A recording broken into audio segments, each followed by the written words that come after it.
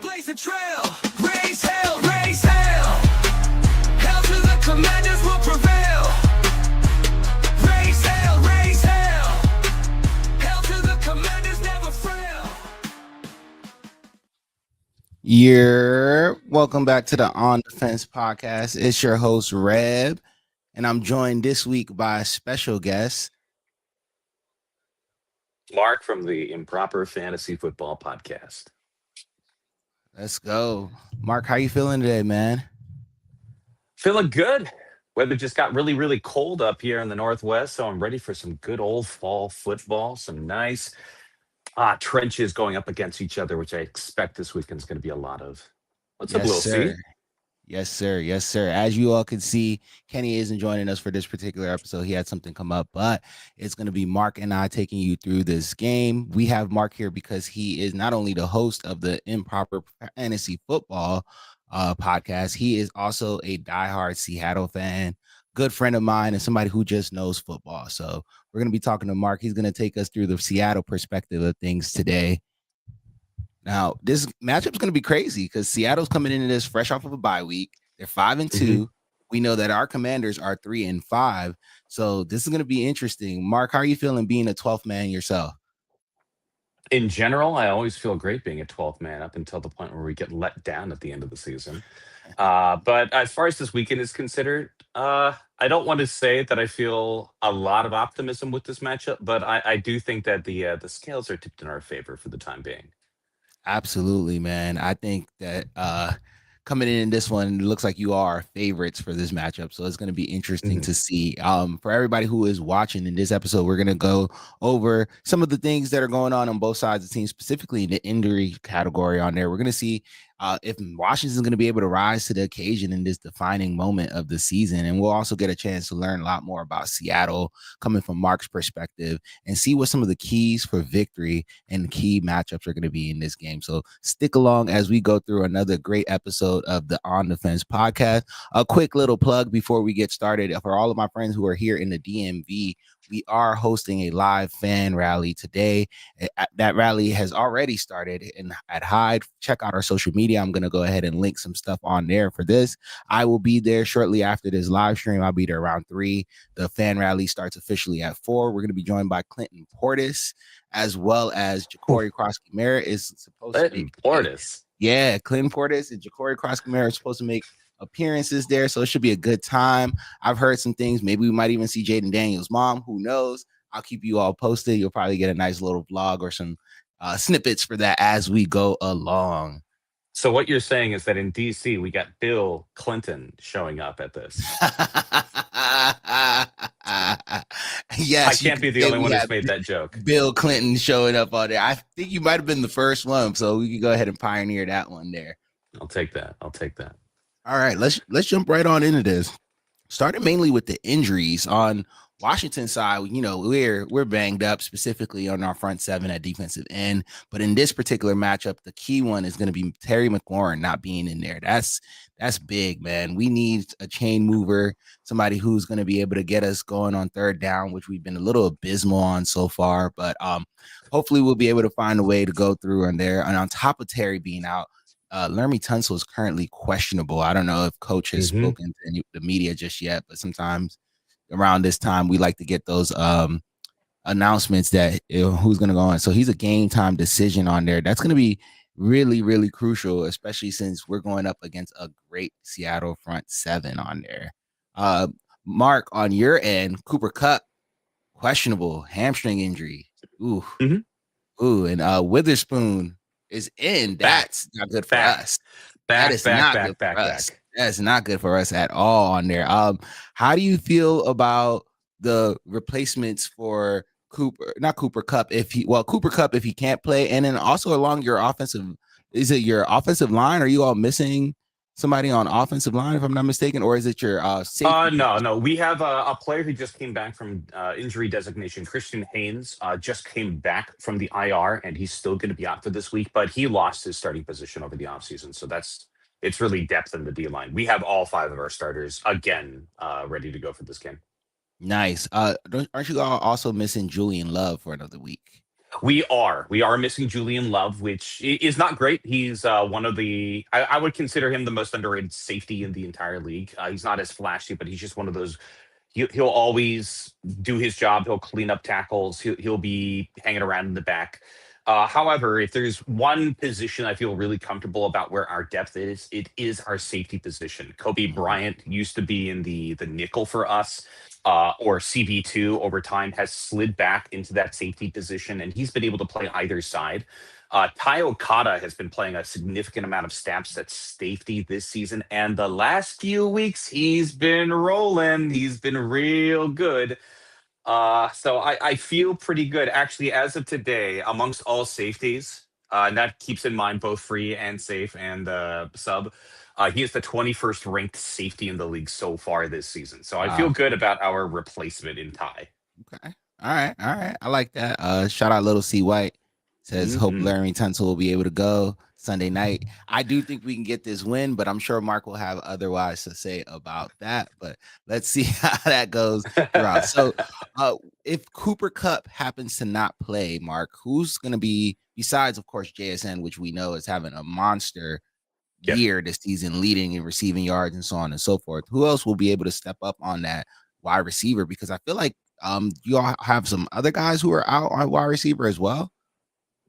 Yeah, but none of them like Cody White is out and Derek Young is also out, but Cooper Kupp being out, it's a problem because he's really, really good at blocking for us this season, but he hasn't been like a primary weapon for us. Really, the big weapons we've had, of course, JSN. He's arguably having the best wide receiver season in the entire NFL right now. Currently via PFF, he is the second rated receiving option in the entire league. But beyond that, Torrey Horton is having quietly a very good rookie season. Some weeks he'll disappear and some weeks he'll be fine. But AJ Barner at tight end, he's not the receiving threat that we thought was going to come out of tight end. He's the eighth best tight end in the league for catching at this point. And behind them, we've got a wide range of different other options at wide receiver. Taking a look at here, Jake Bobo. Actually, Jake Bobo is the one who's out, not Drew Young. My bad. Bobo. Jake Bobo is the one who's out this week. But I think we're going to be fine, mainly because it's not just the wide receivers who I think we're going to lean on. It's also catching from Ken Walker that I think is going to be a really big point this week. Okay.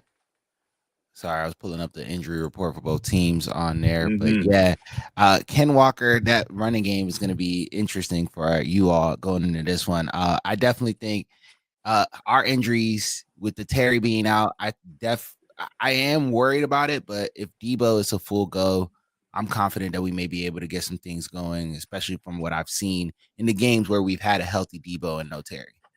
You're kind of blazing over, just like sliding by the most important injury update for this week for y'all, which is the fact that y'all get Jayden Daniels back. Yes, sir. Yes, sir. I was going to come back to that on there. Jayden Daniels is going to be playing, which is a big, big one for us. He, of course, poses a threat if he's 100% healthy. We're going to have to see if he's able to use his legs as more of a weapon as opposed to an escape mechanism, which it seems like has been the fact these last couple of games on there.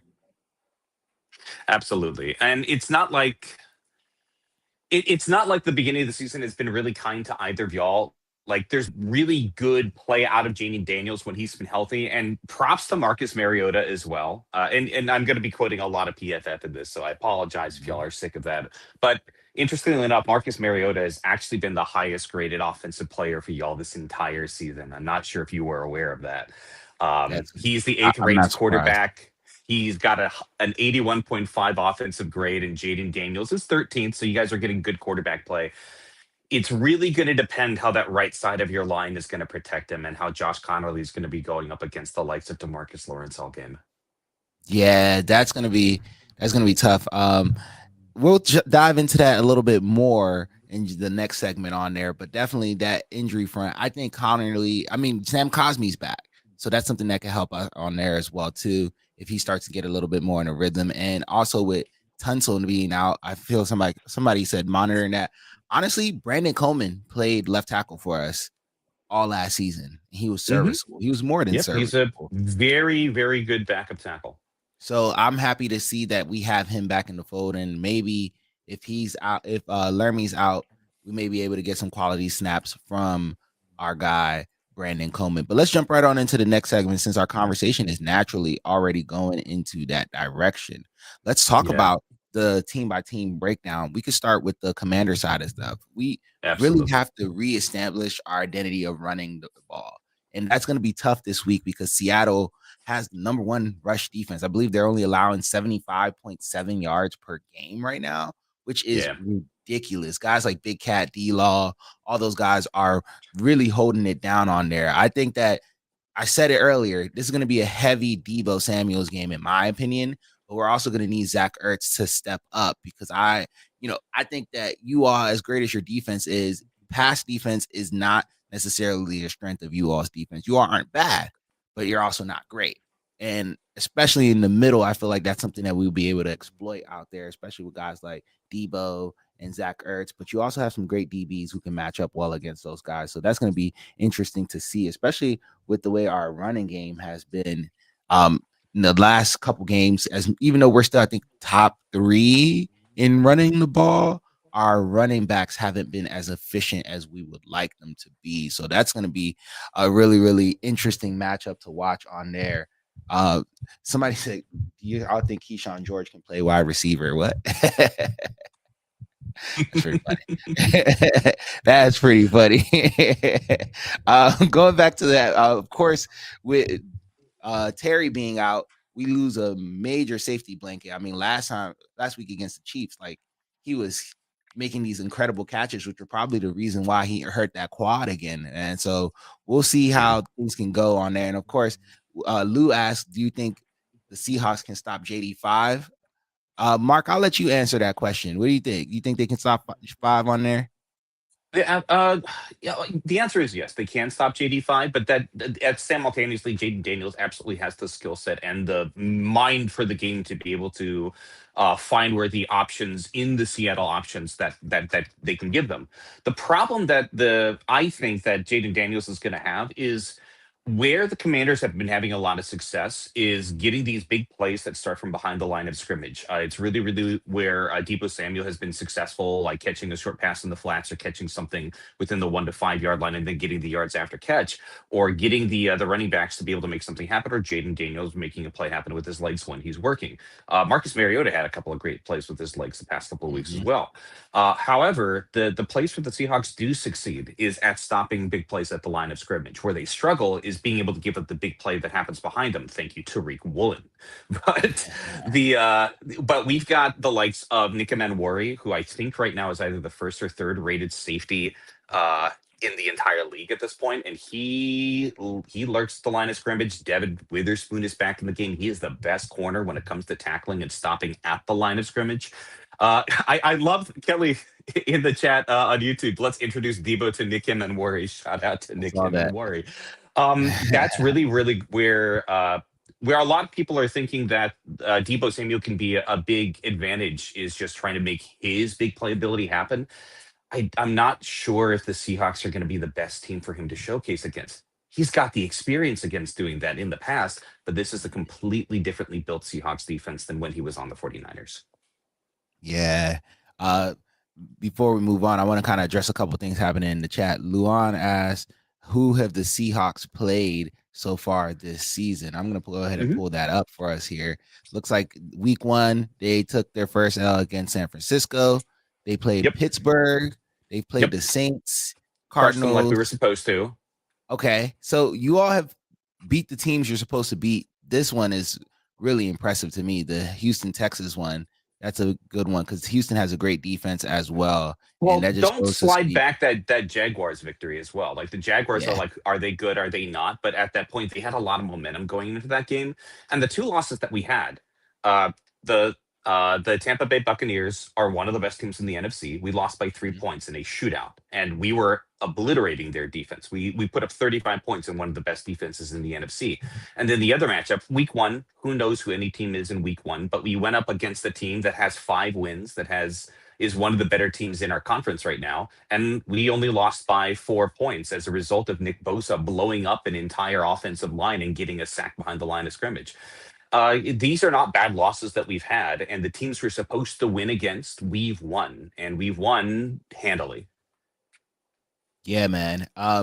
One more from the chat. J Skinny G said we need to run it, and Cliff needs to stop being cute. For example, 4th and 1 going for a TD. Yeah, Yes. that's been a little bit of the Take the criticism we've seen. points. Take the Take the points. points. This is not going to be a matchup where the touchdown is more important than just taking the points. Last week it was a matchup where the touchdown was important because if we points we could get against the Chiefs, field goals weren't going to cut it regardless. If we were to kick field goals, we still wouldn't have won that game. So I don't mind them going through that on there. Kelly also says she's sitting JD and Bill this week in her fantasy team. All right. He's Kelly, got them in Dynasty too. Keep in mind, Kelly is a huge fan of Kelly, both JD and Bill, but he's not gonna want to take them against this week. Calm down, Kelly. You can start JD. Bill, on the other hand, we will see what happens. We will see what happens. Hey, we're both fans of Bill. Yeah, I'm a huge Bill fan, as you all know. That Bill's a friend of the pod. Lil C White says the question is, does Jayden Daniels do best that concerns you because he exploits defenses and their weakness? But JD5, I definitely think JD5, he's a force multiplier. If we get that same, I'm looking for a performance out of Jayden like the one I saw in LA. Like if he comes out playing like how he did in LA, we're dinking and diving, taking the easy plays that are there for us, I think things will be just fine going into this matchup. But there's more to see. Mark, let's jump in a little bit more on the Seahawks perspective of things. So if Cooper Kupp sits, what do we expect to see? Are we seeing more 2 tight end sets, or are you all just going to go ahead and force the ball to JSN? What, as well as what's AJ Barner's versatility like, and Kenneth Walker's workload? Are we going to see that increase as well? So my expectation is we're going to see more Ken Walker than Zach Charbonnet this week. For those who haven't been following the Seahawks, it's frustrating to be able to pick which one of the two of them is going to have a great fantasy week, or like who's going to be the guy that gets the rock. And it really ultimately depends on how well they can get into the interior. Taking a look at the defensive line for the Commanders, for example, I'm seeing, that's the wrong screen. Here we go. You guys are running a 3-4, which typically can have more players with their hands right upside the guys in the dirt. So it's potentially going to be a wider defensive line. However, I'm going to say Deron Payne is one of those guys who's him. I don't have a lot of fear against the rest of the guys who are going to be lurking at the line of scrimmage that you typically see. I don't have a lot of fear for Eddie Coleman. I don't have a lot of fear for Javon Kinlaw. I don't have a lot of fear for Jacob Martin. He used to play for our team. Liked having him there, but there's a reason we moved off of him. Now, if you get B-Wags getting at the line of scrimmage, or you get Freddie Luvu hanging out in the line of scrimmage, all games are off, but you really can only afford to put one of those guys down on another side, and all that the Seahawks will eventually have to do is just flip the play at the line of scrimmage and run the other direction. So I think that's the reason why Walker's going to work, because do I want to have Zach Charbonnet running up and potentially meeting Deron Payne to tackle him and then have B-Wags coming up behind him to finish the job? No, absolutely not. So I think that Ken Walker is going to get a healthy dose of attention, at the very least at the beginning of the game, while we poking and prodding at that D-line. I do think we're going to see a lot of 2 tight end sets, because AJ Barner, as good as he's also been doing, the more explosive tight end that we have is Elijah Arroyo, who hasn't gotten going yet in his rookie campaign, but he can fly. And he's arguably going to be the next best receiving target with Cooper Kupp going out, as opposed to throwing in any of the other practice squad guys that we might be picking up. There is speculation Arroyo actually could have been converted to wide receiver when he came into the league because of the way he plays. So I feel good that we got some good hands. It just really depends on what your D-line gives us, is ultimately what it's up to. Yeah, man. You mentioned Trey Horton earlier. I like that guy. I have him on fantasy. I like him a lot. As you can see, sometimes he's there, sometimes he's not there. But definitely the tight end threat is something that I'm going to be watching, because our team has given up a lot to tight ends. But you mentioned one name that you said you're not worried about. I do think you should be a little bit more worried about it, and that's Javon Kinlaw. Don't say. It can't be Javon Kinlaw. He's been the most disappointing first-round defensive tackle since he's been drafted. Disappoint. The 49ers traded away DeForest Buckner and downgraded with Javon Kinlaw, and it's part of the reason why they lost those Super Bowls. He is bad. as true as the disappointment might be, I do think a lot of what Kinlaw does doesn't show up on the stat sheet. I think the pressure he's able to put on interior offensive linemen is something that allows guys around him to eat. So that's the reason why I say that he is somebody that you all got to worry about just a little bit, because he's always, when he's healthy, he's always in the quarterback's face as soon as the ball snaps. Like, he's one of those guys that gets off the ball fast. He just doesn't able to convert it to sacks and valuable stats. All I'm saying is that wherever he's gone, because he was also on the Jets, they were comfortable letting him go. Every time that he's moved around, the team that's picked him up has been comfortable letting him go. So Well, he's see, great as a depth DT, but he's not a reason I'm scared. okay, all right, that's fair. I respect that. So with Witherspoon's return and McDonald's scheming, how do you feel this team's defensive identity is going to pan out in this game? Because I'm sure this is the second year with McDonald, and you've watched this team for a while. So what what should we expect on defense from the Seahawks? Hard hits.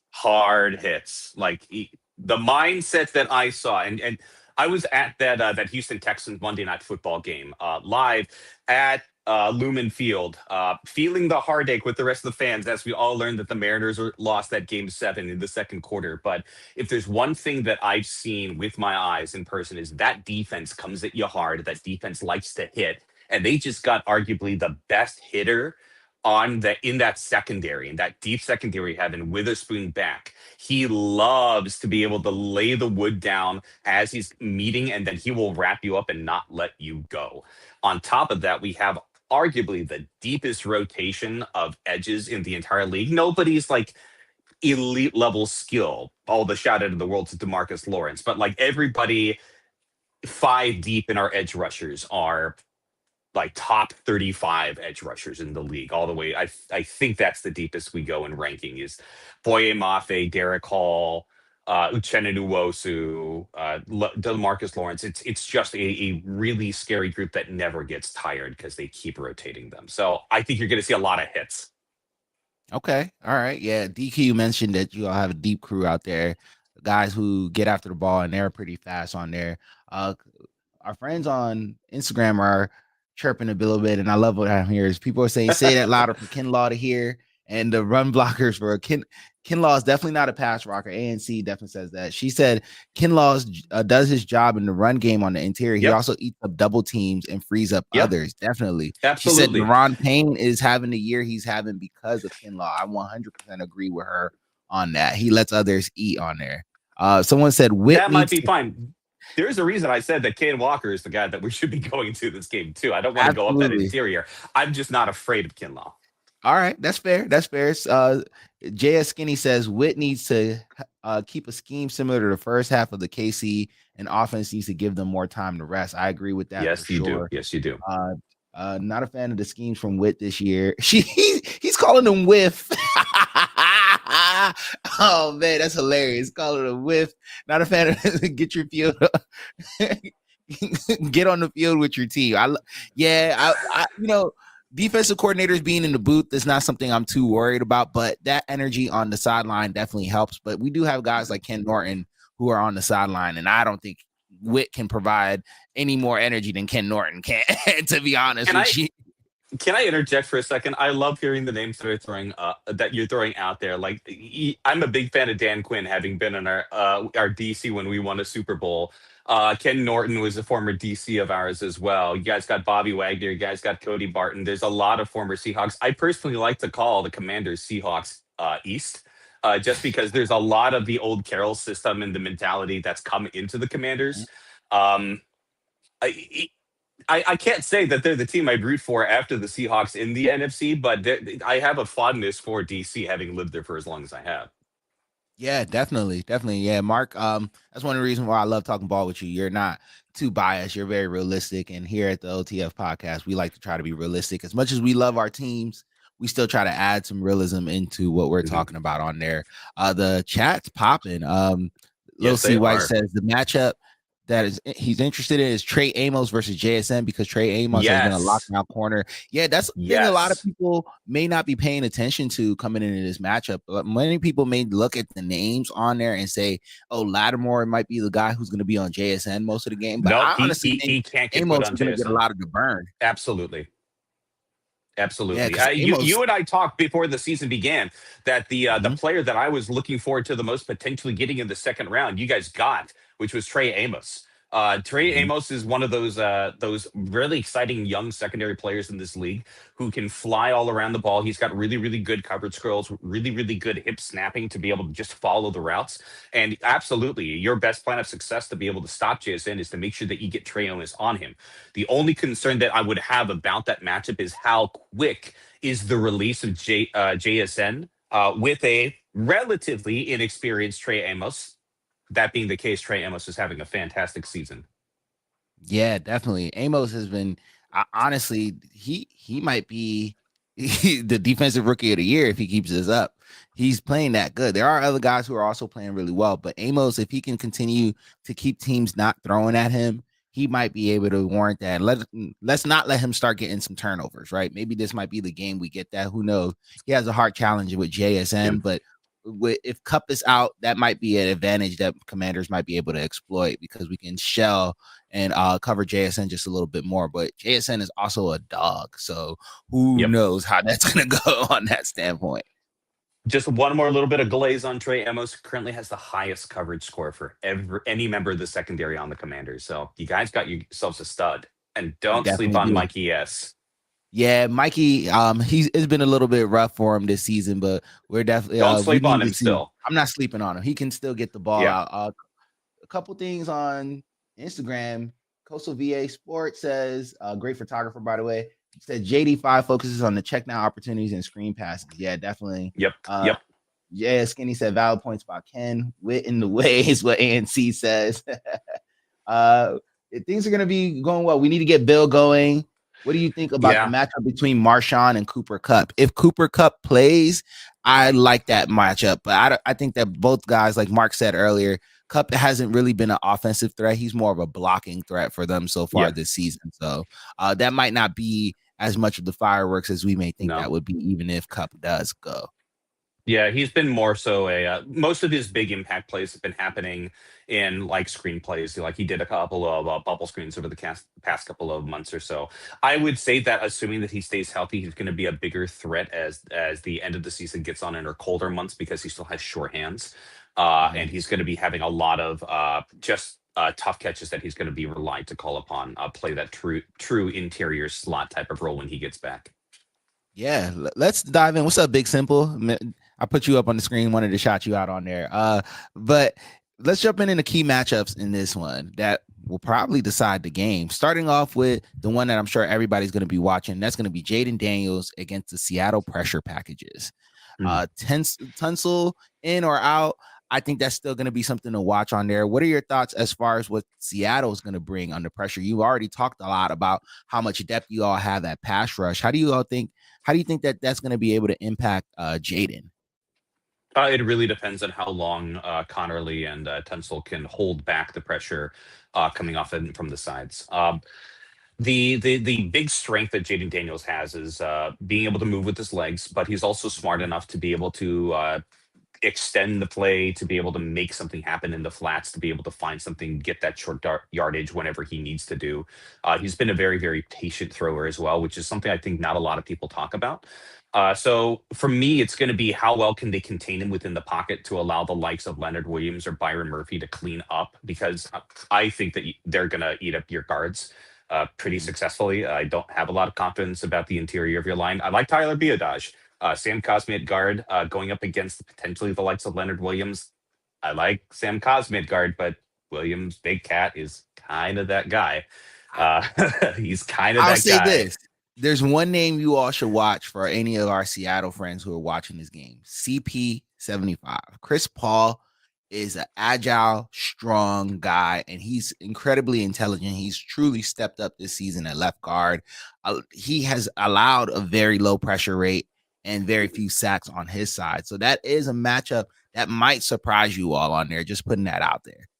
That's fine. And I think more likely what's going to happen with him, he's probably going to get the matchups against Byron Murphy. Uh, Mhm. so I have to imagine that they're going to put Big Cat up on Sam Cosmi. Not no shots about Sam Cosmi.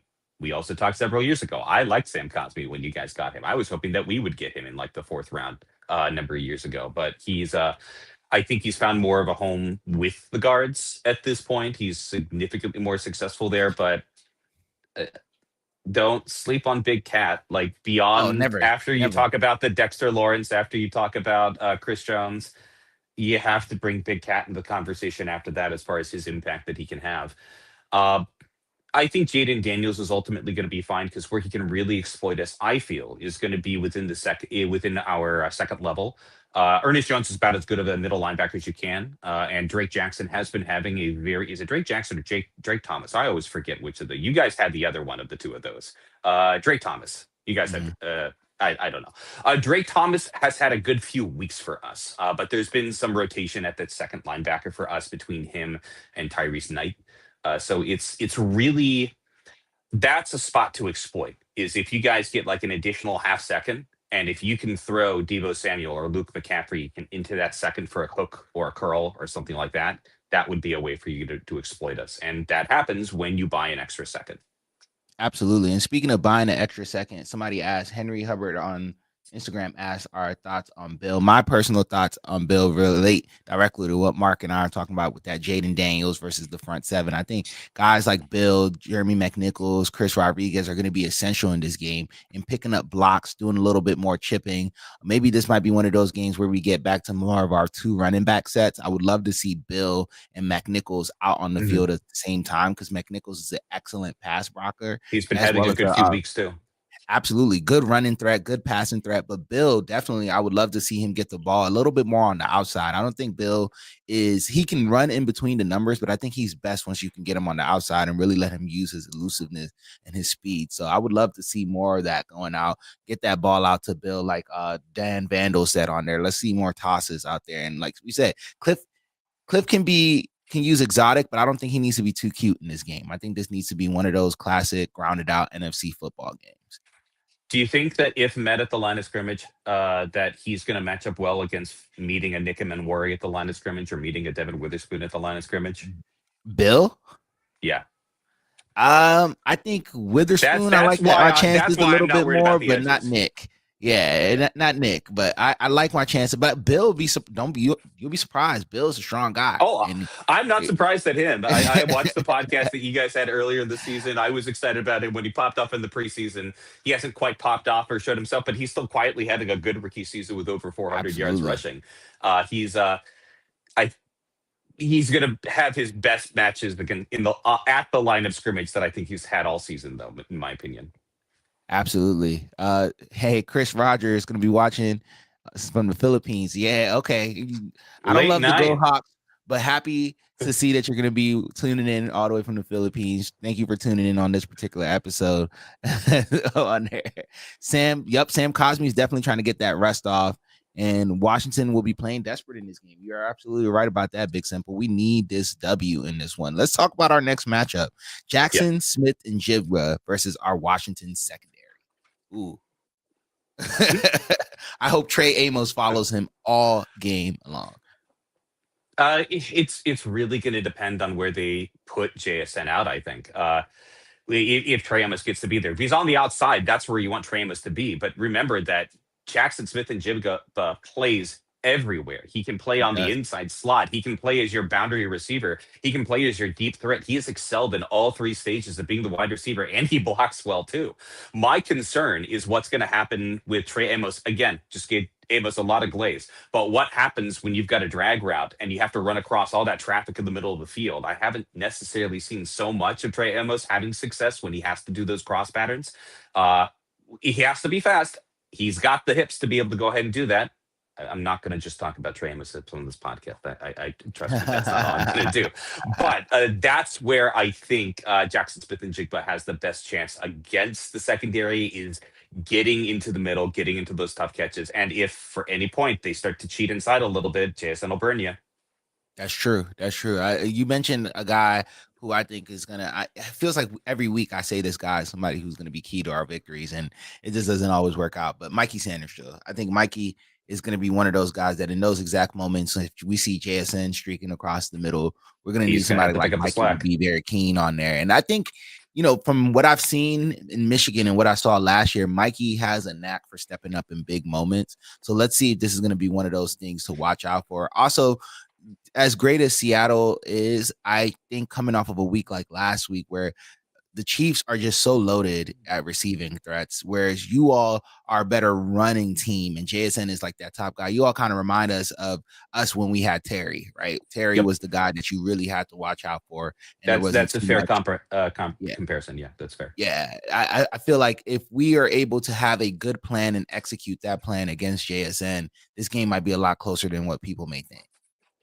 Oh yeah, I don't think there's going to be a blowout. There's a reason why this is only a 2.5 point favorite for the Seahawks right now.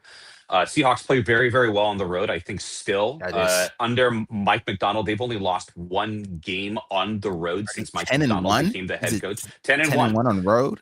Crazy. Yeah, we do very well, especially in the early hours. A lot of people think that, like, hey, West Coast team coming up playing an early game. It's 10 a.m. for them. Yeah, we don't lose those games is the problem. The Seahawks home field advantage is not what it was before.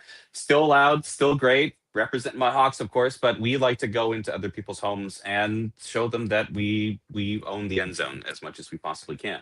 Walk in your trap and take over your trap is what Mark is trying to say. Yeah. I hope that us as a fan base will make sure that it's very difficult for you all to do that. I'm hoping that Commanders fans show up. Judging by the ticket prices on there, I don't know, but hey, who knows? Ticket prices are cheap, everybody. So if you want to go and you don't mind the Sunday night game, come on through. We need all of our Commanders fans in the building on this one on air. So I do think that matchup on the secondary is going to be something to watch. I want to see our safeties step up. I want to see what happens with Tyler Owens. And I really want to make sure that there are no instances where Bobby Wagner is in coverage in this game, especially in the middle, anywhere where JSN is. That has been our Achilles heel in the passing game is our linebacker somehow ending up in coverage. If that linebacker's name is not Jordan McGee, I don't want to see it. Yep, 100%. And you know me, I love myself some B-Wags. And I'm first ballot Hall of Famer in my mind. And he's still playing at elite level. Gold jacket, mail it to him now, give him his own wing in the linebackers area. But he really does a really great job of stopping the run in the middle or making sure that nobody gets too far outside the edge and limit potential 15-yard runs to like 3-yard runs. That's where he excels at this point. We're going to come across the middle. It's going to be two tight ends. It's going to be running backs getting the catch, and it's going to be JSN probably striking whenever he can. Yeah, definitely. And I mean, you all have some good running backs as well, too. So it's going to be a tough matchup. And speaking of which, we talked about this a little bit earlier. Deebo Samuels versus Devon Witherspoon. That's going to be a physical matchup. Those are two guys who are both physical, who can get after it on there. How do you think that's going to shake out in that? So there is a reason why a lot of my colleagues, including my co-host Biz, shout out to Biz from the Improper Football Podcast. What up, Biz? Shout out Biz. He ranted about Deebo Samuel this past week. He says, I am done with him. There's no reason for him to be doing as poorly as he's done the last few weeks or so. And he is getting to the point where he's just ready to drop him in our standard league at this point. However, he is going to be the clear number one receiver for the Commanders this week, unless they decide that Luke McCaffrey, this is a chance for you to be able to make something happen. Deebo Samuel needs to find ways to be able to win at the line of scrimmage. And right now, he has the opportunity to do so.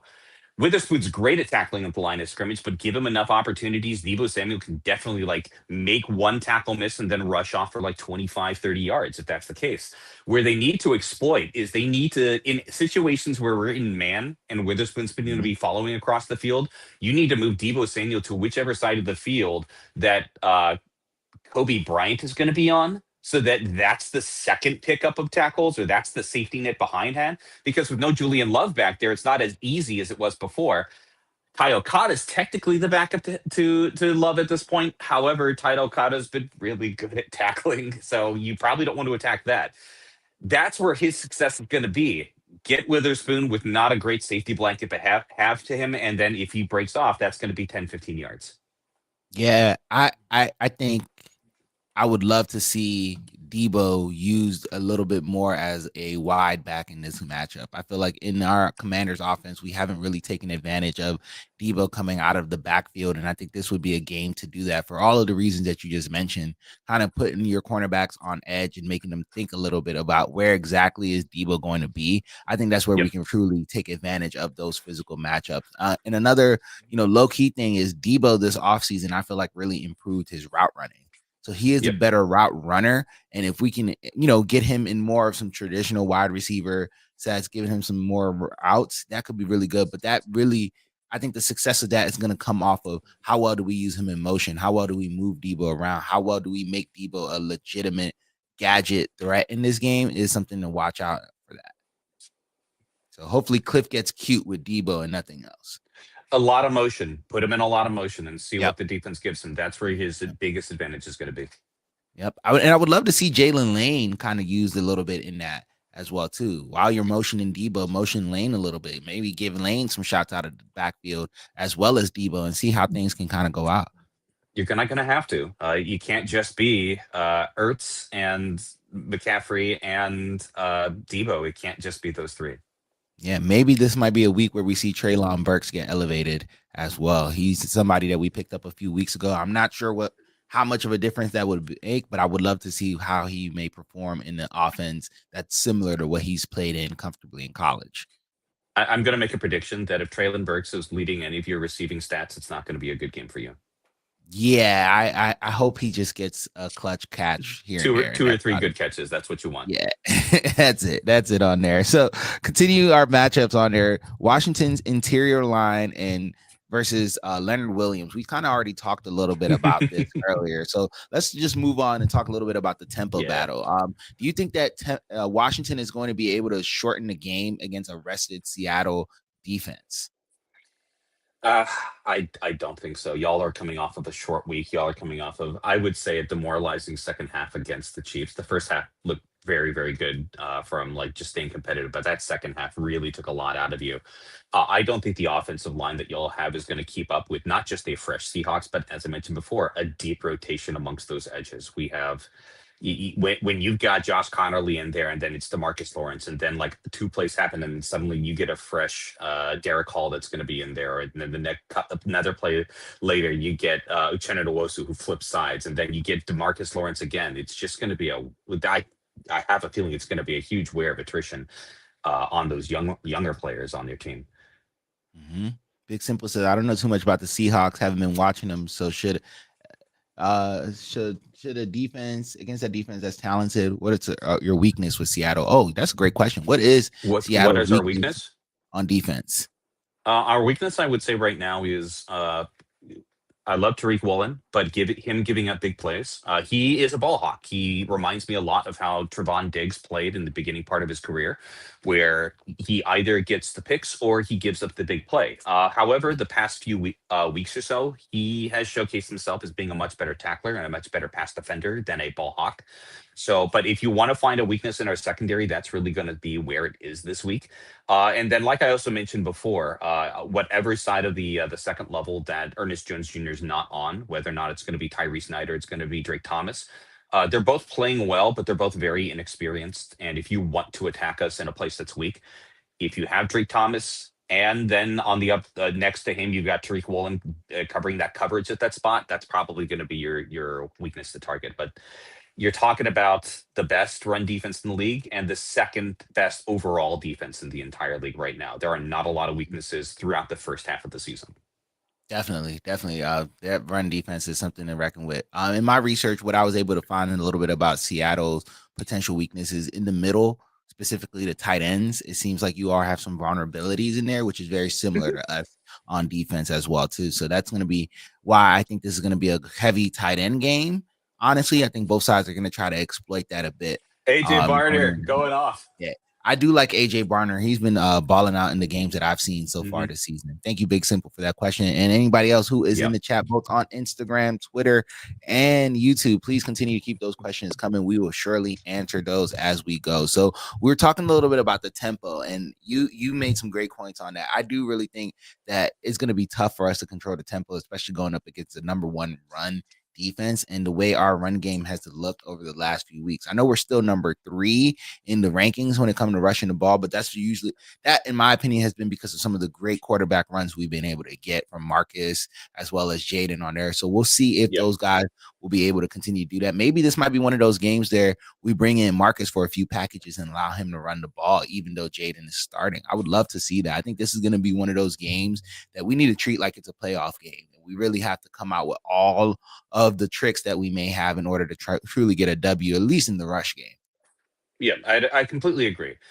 Speaking on tempo, like utilizing both Marcus and Jayden Daniels, not too much Marcus because Jayden Daniels is clearly a better quarterback. And you want to be able to make sure that he's got a rhythm when he comes back. But as far as them utilizing a tempo, I think you don't need to play with too much urgency in the first half of the game. If you can just keep the ball playing at your pace, you don't need to do too much of tempo. Get a good look at what the defense is giving you, figure out where the openings are, and then make the plays happen. You've got a lot of players on your team that are going to be making short yardage plays. Sustain long drives. If you can sustain long drives against us and you can take away more time, it gives fewer opportunities for the likes of a Ken Walker to break out for 60 yards. It gives fewer opportunities for JSN to be able to make one move in one direction and then suddenly he's gone for 75. That's where you're going to have to succeed, is make the game go shorter. Yeah, absolutely. Absolutely. And minimize the penalties and just stupid plays like against Kansas City, Debo bobbling the ball up on that interception and so on and so forth. Like we got to minimize some of those bonehead plays. Before we move on and talk a little bit more about some of the stats, I got a couple stats I want to highlight in there. Who would you say is the under the radar Seahawks player? But it could be offense or defense. Somebody that us Commanders fans need to watch for. Sam Darnold. You're talking about the highest rated player out of quarterbacks in the NFL. And I'm not like hyperbole in that. Again, PFF. Sam Darnold is the highest rated quarterback in the NFL at this point, despite the issues that he had with the pressure last week against the Texans defense. By the way, Texans also a top 3 defense. So I wouldn't take too much of what that game showed against our offenses like gospel. Sam Darnold's incredibly patient. He takes the time that's given to him. He's more than comfortable of like taking a few steps right or left or running for about 10, 15 yards. I don't think anybody's considering him to be a mobile quarterback, but he's one of those guys who's not afraid to get into the scrum with things. And he's just patient. So if you're looking at a player to watch in this matchup, everybody's going to be excited to watch TSN. Everybody's going to be excited to watch what's going on with Ken Walker or what's happening in the scrum, but watch Sam Darnold. Slinging Sam Darnold. So we're gonna be able to get a chance to see him. Yeah, he won't see ghosts. Yeah, no, I think those days are over. Especially, honestly, anytime quarterbacks spend time with Kevin O'Connell, he's like the Ghostbuster. Like he gets rid of all of that. He's able to get quarterbacks right. Look at what he was able to get with Carson Wentz. Like that's pretty impressive. With a bum arm, with an arm that was literally dangling from just like one string. Which is impressive. Little CY says, what would be the best game? Shout out to Carson Wentz for that, by the way. Yeah, that was impressive. That was really impressive. I mean, Daniel Jones, look at what he did. Daniel Jones spent some time with Kevin O'Connell, and now he has a cool nickname. MVP candidate. Crazy. So, what would be the best gameplay for Cliff Kingsbury to dial up against this offense this defense going early and often to keep the talented Seattle offense not putting everything on our defense? I definitely think, like we talked about earlier, little CY, let's get some motions going, right? Let's put Debo in the backfield a little bit. Let's get exotic with some of the coverage because you have guys like Luke, you have guys like Jalen Lane who can make catches. You have the guys like Zach Ertz. Why not move Debo? Why not put Debo and Bill in the backfield at the same time and then do some motions? Kind of like what we did in the first 2 weeks of the season where we were heavy with the motion and moving Debo around, even if it's just for decoy. I think that's going to be what we need to do in this game in order to keep things going. Absolutely. And I want to highlight Luke McCaffrey out of that. He's the one who's going to see the most amount of looks as a result of Debo Samuel making his motions, because if he can make something happen and then Luke can figure out, I'm supposed to cut in or I'm supposed to cut out based off of those motions, don't sleep on him. He's a very, very good young receiver. And I think that in a couple years or so, he's going to be a bona fide 1A alongside Terry McLaurin. Yeah, definitely on there. Let's keep the party going. So coming into this game, a couple quick stats just to highlight. The Commanders right now they've scored about 25.7 points per game, which is not too bad. They're doing pretty decent in there, but they've also allowed 24.3 games, which is bottom 10. Yeah. Seahawks, on the other hand, they are about 29.2 points per game, which is top 5, and they've allowed 20.2 games, which is, I believe, number 9 currently this week, which is really impressive on there. Their rush defense, we've talked about it all game, is elite 75.7 yards per game, crazy on there. But where I think I bring all these stats to say the turnover margin is going to be the defining metric of this Exactly where I wanted to go. game. Yeah. So If I read it correctly, I saw that the Commanders have only got the ball back on defense 5 times this season, which is not great. And most of those, gosh, I think you've only got one fumble recovered this entire season. Most of the rest have been coming from the secondary. You all need to make some big plays happen. I want to go back to me talking about Javon Kinlaw for a second, and not just specifically him, but part of the reason why I don't have a lot of fear around your front seven as a whole is because they just don't make those type of turnovers happen. They'll stop a run, sure, but they're not going to make the big play turnaround, especially if you can stay away from Deron Payne. Frankie Louvu has all the capability of making some big splash play happen, but you just need to make sure that you, as Commanders fans, look at your front seven and say, please give us the ball. Strip something away from Charbonnet. Punch the ball away from JSN or from Torrey Horton, or take advantage of some of the younger players that are on a team. But because if you can't win the turnover margin, you will not win this game. yeah, definitely, and that's where I honestly think that this game is an opportunity for our defense to bounce back a bit.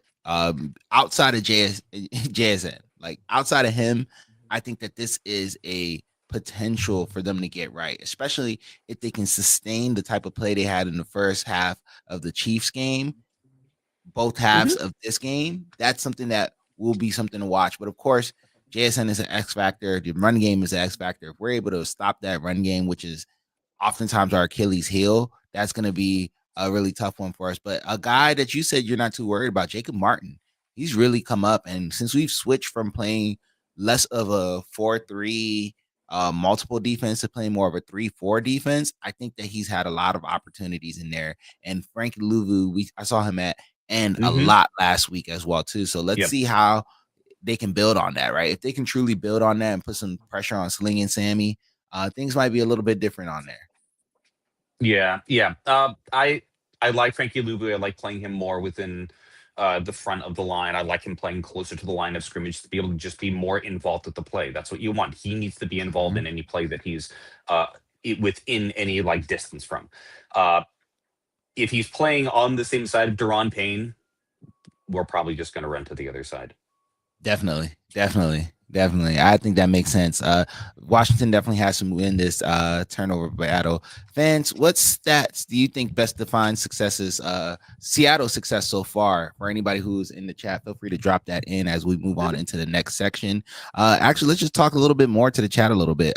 Let's see some of your score predictions. We're getting close to the end of this live stream, so I definitely want to hear more from you all. Go ahead and drop your score predictions in that chat on there. And also for my Commanders fans, I know the Seahawks fans are pretty confident going into this one. What is your confidence level on a scale of 1 to 10? So give me your score prediction and your confidence level on a scale of 1 to 10. 1 being, of course, the lowest and 10 being the highest. Yeah, I Mark, want to see all the Seahawks fans in the chats. Probably not as many as Commanders fans, but I want to see all of my buddies who jumped on to be able to tell me how confident you feel. Yeah, Seahawks fans are probably somewhere, if I had to take a guess, no less than 7.5. I'd probably no less. I would say 7. I would just say 7 right on the dot. I'd say confident, but there's all the statements that have been making about like, oh, we've got this advantage.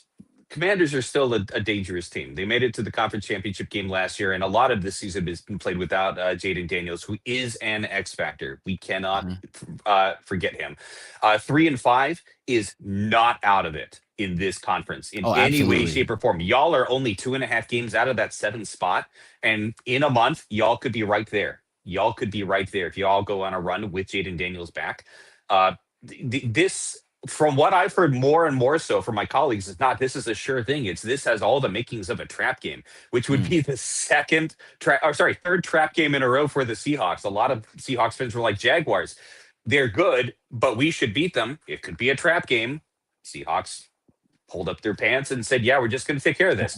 Texans, they could be a trap game. Seahawks laced up their boots and said, "No, we're going to take them seriously." My hope is that after bye, we continue to take our opponents seriously because the mhm, Commanders 100% need to be taken seriously. mhm. Confidence level's a 7 for me. Okay, I'll take that. I see our good friend ANC on Instagram says that confidence level is 7. What's up, Fred? Hey. Fred Davis just joined the chat. What's up, Fred? You're Hey, Fred Davis. Fred, what is your score prediction for this game? If you can hear me, man, what are you thinking? What's your confidence Mhm. level on this one? Shout out to you, Big Obi. What up, man?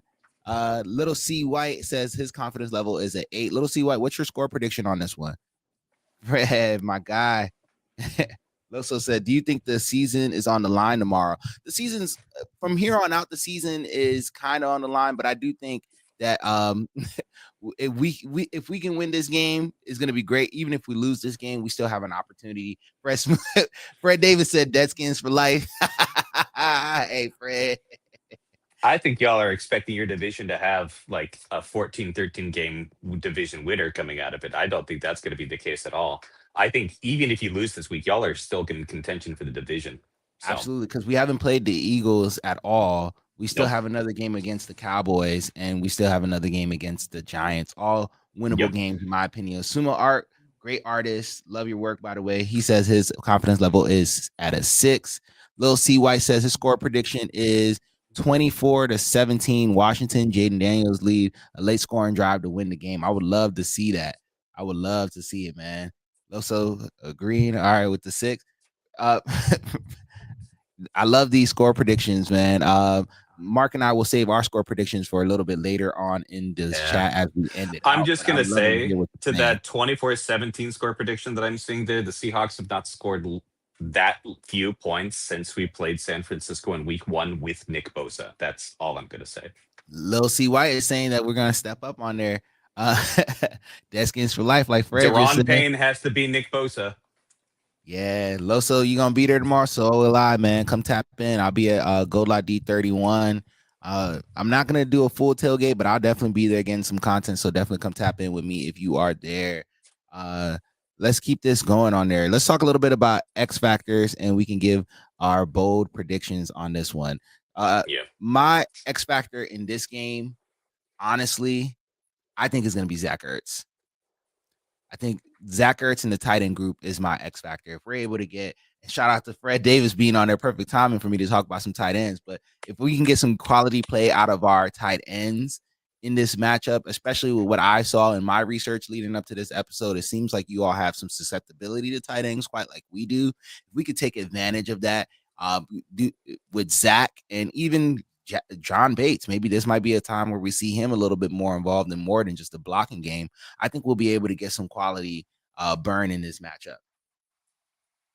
Yeah, I think you're 100% correct there. The best X factor that you guys can get is going to be from your tight ends, and everybody wants to write off Zach Ertz. They keep thinking that he's washed, he's old, he's done this.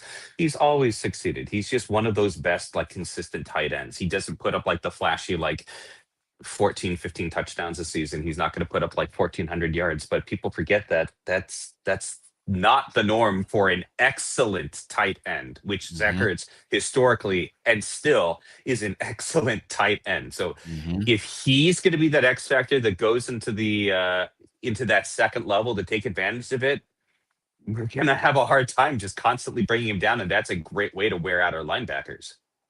Absolutely. Absolutely. Loso Way says the injuries have killed us this season. Mark, who is your X 100%. factor for Seattle?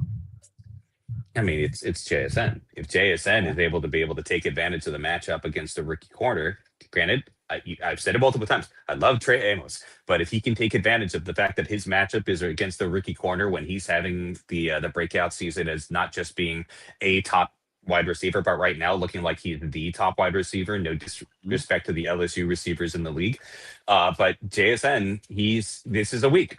you've got a huge potential corner against you. And if you are that X factor player, you should go out there and win the rookie matchup. Definitely, man. That's gonna be a big one on there. Bold prediction. Let's talk a little bit about something outlandish that we think is gonna happen on there. You want to go first, or you want me to go first? Oh, you can go first. Okay. In this matchup, my bold prediction. Commanders are gonna produce the ball at least 2 times on defense. That's my bold prediction. I think we're gonna go back to back 2 turnovers this week. I want to see it happen. That's my bold prediction. It's gonna be tough because I feel like Seattle, y'all have the opportunity to take care of the ball, but I do think it's something that I would like to see. And to counteract some of the stuff that Mark said, I want to see one of those turnovers come from the defensive line. Well, it's a very, very similar prediction that I have, but it's actually the exact opposite from there. I'm going to say that our secondary is going to generate 2 forced fumbles, one of which from Nick and Manmori specifically. And that one of which also coming from Deebo Samuel. Okay. All right. We'll see what happens on there. I mean, I think that if you all are going to win this game, is going to be up to your secondary to truly clamp Deebo and the rest of our guys on there. Both predictions. Sam Darnold sees ghosts and loses this game. Halloween was yesterday. He's not going to have Halloween to worry about was that. yesterday, so who knows, man? Hey, it is Dela de los Muertos, so let's go. It is, yeah. All Souls Day, Day of the Dead. But the problem is, it's like Sam Darnold, if he sees the ghosts, he's like, they're everywhere. So what's the difference? He's going to be chilling with his ghost homies. Oh man, somebody put a picture of Deebo Samuels on a mantle so he can be a ghost out there for a little Coco reference. Disney paid me some money. Got to get that Disney podcast money. Got to get the Disney podcast money. Sumo Absolutely. Art says this should be a 12 personnel offense all game with at least 35 to 40 rushing attempts. I do like that take on there. Let's get this W against Seattle. I love it. 35 to 40 rushing attempts against the Seattle defense. That's going to be Seattle's tough. But best rated running defense. Sometimes the best way to attack a good rushing defense is to keep running the ball. Go right at it. Yeah. Find the chink in the armor, and when you do, exploit it. Hats off to you if you can. Keep going. I think it's going to be a hard battle, but let's close out this chat. I love everybody who's been in the chat. Thank you all for showing so much love. Thank you for continuing to be engaged as we go through with our live streams. Keep tapping in. We're going to keep producing more of them. Maybe do some more recaps. Let us know what type of content you want to see, what you want us to talk about on there, and we'll continue to do that on there. Let's go ahead and close out with our final score predictions on this one. I went first last time, Mark, so you should go first on this one. Yeah. Based off of what I think these matchups look like, how the positions lay up, where your strengths are, where our strengths up, and how we've been performing against similar types of offenses, I'm gonna say it's 30 to 17. I say it's a 30 to 17 game. That's okay. About what our defense is giving up against defenses. Our offense is similar. Jayden Daniels is the X factor, but I'm gonna say 30 to 17 Seahawks. Wow, 30 to 17 Seahawks is what Mark is saying. I, on the other hand, think that it's going to be a little bit of a closer game. I think this is going to be one of those more like 25 to 28 type of games on there where one team wins by a field goal. So I'm going to go 25 to 28 Commanders on this particular game, just because I feel like we have an opportunity to truly bounce back. Bye weeks, I'm always weary of. When the team comes off of a bye week, it could be either really good or it could lead to some catastrophic things with them having some time off and being slightly out of rhythm. Rust is a real thing. Yep, rust is a real thing. So I'm hoping that the Commanders can capitalize on the fact that we are fresh and Jayden Daniels. Well, we're not fresh, but we're fresh off of a game, and Jayden Daniels is going to be healthy. Hopefully we can get a good W out of that. Just to talk about that for a second, what's better with time off to be able to rest? Like the fact that Jayden Daniels has had time to recuperate and rest, and then he's fresh, with the Seahawks having a week off, so they're rusty. What are we talking about here? Yeah, definitely. Lil CY, great suggestion on there. Maybe not a live stream for tomorrow night team, since I will likely be there, and it's hard to stream from the stadium because the Wi-Fi is boo-boo. But for a future game, I would love to do that, and that is something that we will absolutely do because you all requested that. So thank you all for everybody who has joined this live stream. It's been great. I always love talking to you, Mark. Thank you for being here. For anybody who is not familiar with the Improper Fantasy Football podcast, please go ahead and check it out. You all are on Spotify. They are a great podcast, especially if you're a fantasy football player. The great takes on there. Mark and Biz do a really great job. As you all saw in this episode, Mark is extremely knowledgeable. I love talking football with him, has a ton of knowledge, so I'm always a good time. And don't just listen to the new stuff. Go back and listen to the 2 episodes that I brought Reb on to be able to fill in a couple of season predictions. So you can go back and see how I thought about the NFC East and the Commanders with Reb just from a few weeks ago or a few months ago. Absolutely. And last thing for all my friends, once again in the DMV, check us out today. We will be at the Fan Rabble. We're calling it The Crib. It's presented by Trap or Dive and D'Angelo ENT, hosted by Clinton Portis. And we're going to see some, as well as us Commanders podcasters. So I'm going to be there. The rest of our podcast friends are going to be there. Reedy and Z, Live from the Field Show, Washington alumni. Lots of guys going to be there. What's my guy's name that I'm forgetting right now? I'm going to be mad at him. But my man who says, "What you mean?" He's hilarious. So it's going to be a lot of fun out there. We're going to be at Hyde Social. That is at 3100 Clarendon Boulevard, Arlington, Virginia. Rally starts at 4. I'll likely be there a little bit before then. So come on by, come see us. Come show some love. Come have some fun. I heard that Jayden Daniels' mom is going to be in the house. So if you want to come see Miss Jackson herself and my boy DJ Marvelous, as well as DJ Levels, are going to be providing the sounds and sound. So food's there, family event, bring kids. Don't hide your kids. Don't hide your wife. Bring them all. Let's do this. Oh. All right, Mark. It's been real. We'll see you all on the next episode of the On the Fence podcast. Have a great weekend. Hopefully our Commanders get this W, and I'm sure Mark has otherwise to say about that. Let's go. Raise hell, raise hell. We'll blaze the trail. Raise hell, raise hell. Hell to the Commanders will prevail. Raise hell, raise hell.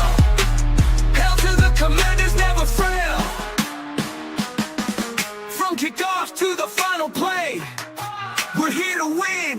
Come with me. Together strong.